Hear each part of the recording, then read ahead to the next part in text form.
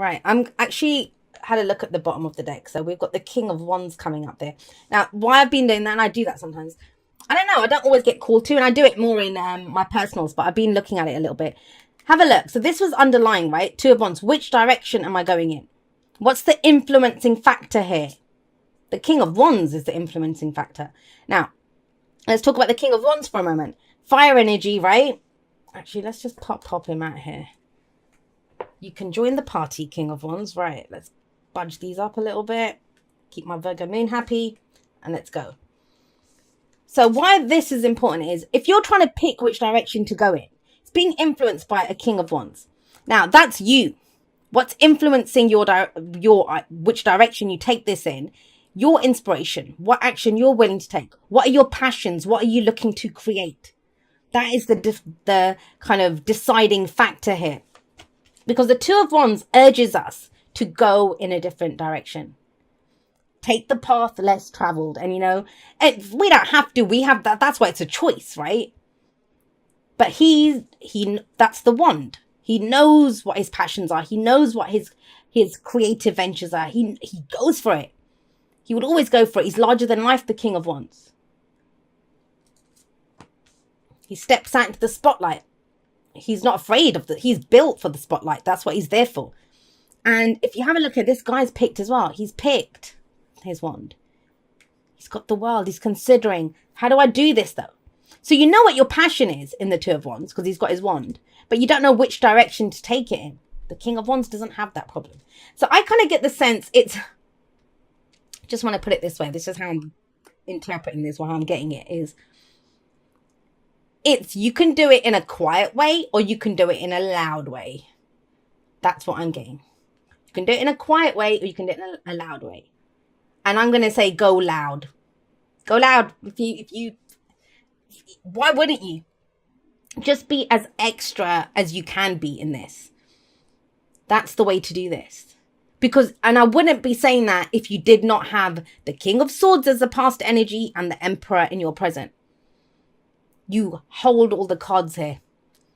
You have the power. But I don't know why you don't realize that.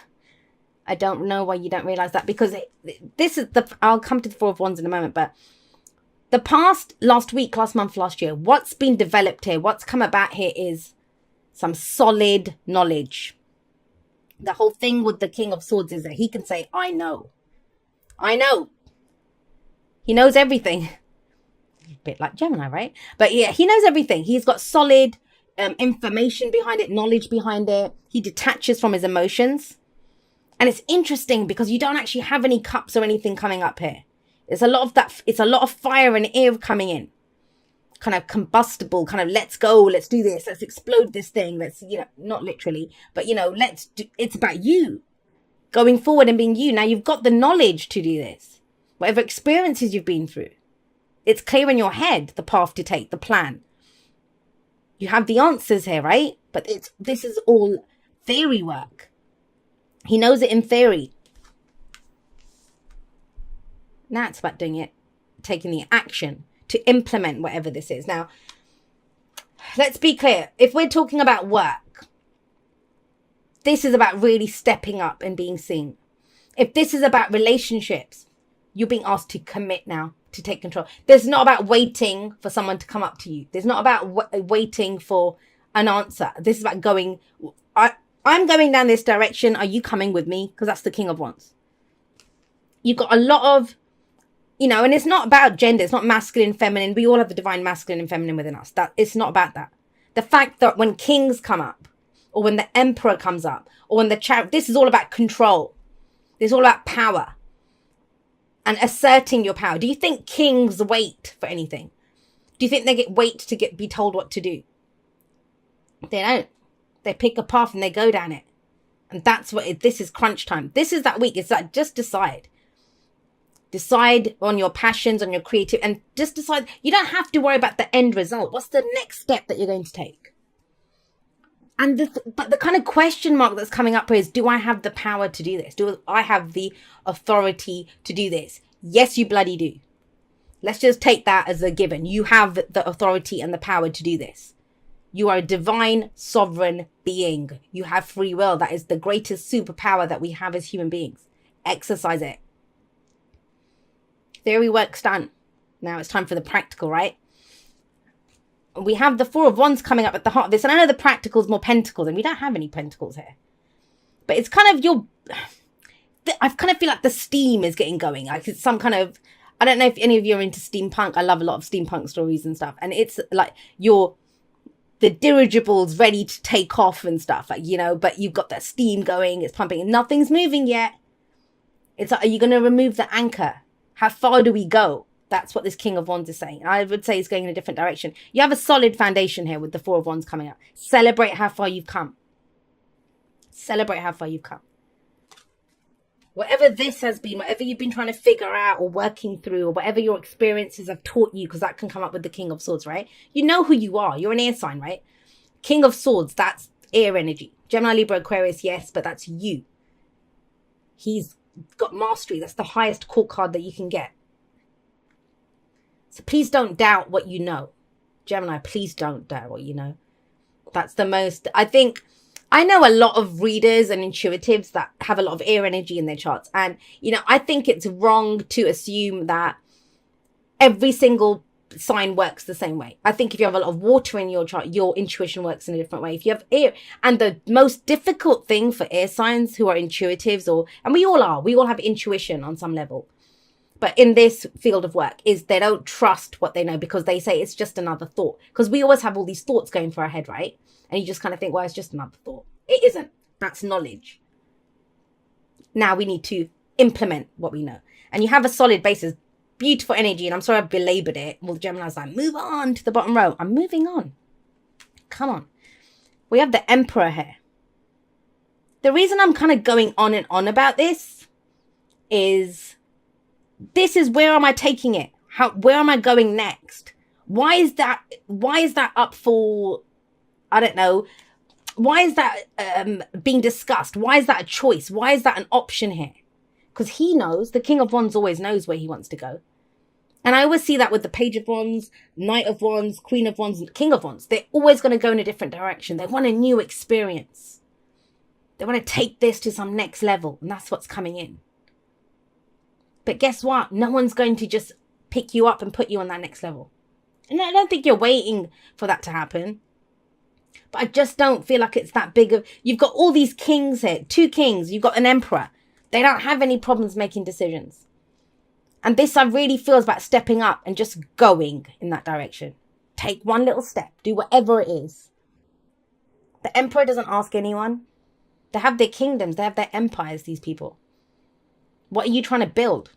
4 of Wands, right? What are you trying to build? Good job so far, but where are we going to take this next? Are you going to wait for someone else to tell you? Or do you decide yourself?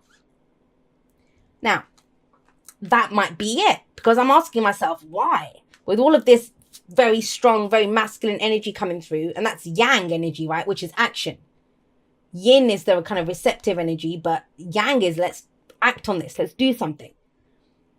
Is it because there's someone else telling you what you should be doing? Because the emperor is the boss. He's the father figure. He can be someone who's saying, you know, that for your own good, they might be saying, yeah, like a father is going to tell you you shouldn't be doing that or don't do that or whatever it is. But it's the 2 of Wands. It's your foundation. It's where are you taking it? Which direction do you want to go in? That is key here. That is key here. The thing with the emperor is he can be very stubborn. He can be very stubborn. My way or the highway. But that's what the conflict comes in here. Because he doesn't stand there considering any other way. He says, that's my way. I'm doing that. I'm going that way. We're going down that way. He decides it. He takes control. He brings order to a situation. So either someone's trying to do that with you, but that's for a few of you. Either way, even if you're dealing with someone like that, it's time for you to step up. Trust me, these two are very similar. I mean, that's Aries, right? And Mars is home in Aries. And we've got the King of Wands. He's a match for this. He's that entrepreneurial energy. And if you think about it, this could be, I mean, let's think of a business, right? So this guy might be, hey, I ran that shop for 30 years. This is how you do it. What is this internet nonsense? Is that kind of energy. And the King of Wands is like, no, you don't understand. I've started up 20 startups in the last 15 years. And, I've got a new one that I can do. And it's fun and it's whatever he's trying to do. So there could be this kind of difference in understanding between the two people. I've given that example here. But if in a relationship, right, if this is to do with relationships, and I feel it's big, it feels like it's all encompassing. Because even if you're picking a personal direction, that is going to change any commitments you have. Because the Four of Wands can be a relationship, right? Taking it to the next level. Do you have someone disapproving, saying, hey, you're too young to get married, or, you shouldn't be going for those kinds of people. You should be focused on work. For some of you with the Four of Wands, that's a house move, job move, that kind of energy.